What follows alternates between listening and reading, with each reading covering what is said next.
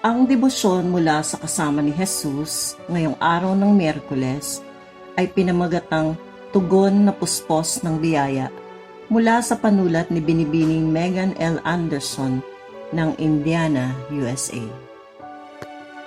Atin pong basahin ang Galasya, Kabanatang 6, talatang 1 hanggang 10, at mula naman po sa Efeso, Kabanata 4, talatang 2, ay ganito po ang sinasabi: Kayo'y maging mapagkumbaba, mahinahon at matiyaga.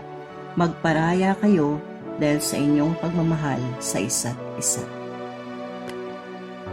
Napapabuntong hininga ako tuwing nakikita ko ang maliit na pulang kotse na mabilis na pumapasok sa paradahan ng kapihan na pinagtatrabahuhan ko.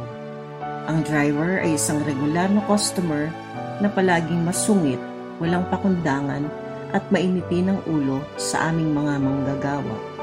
Ngunit matamis ang pakikitungo sa ibang mga customer. Dahil siya ay kaibigan ng may-ari, inaasahan kaming bigyan siya ng espesyal na pagtrato.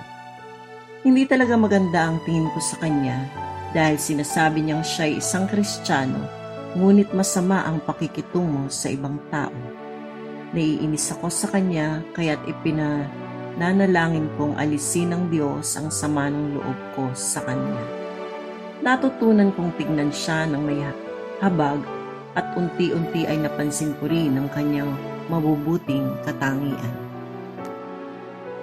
Ipinaalala sa atin ni Pablo sa Galasya na ang isang mapagmataas na espiritu ay dapat ituwid ng may kahinahunan at pagtitiis, hindi sa pamamagitan ng pagganti ng masamang ugali. Kahit mahirap ang makitungo sa mga taong mahirap mahalin, hinihimok tayo ng kasulatan na huwag mapagod sa paggawa ng mabuti. Hindi natin kontrolado ang kilos ng iba, ngunit responsibilidad natin mahalin sila gaya ng pagmamahal ni Jesus. Ang iglesia ay isang komunidad kung saan tayo natututong mamuhay tulad ni Jesus at maakit ang iba sa Kanya sa pamamagitan ng ating mabubuting salita at gawa.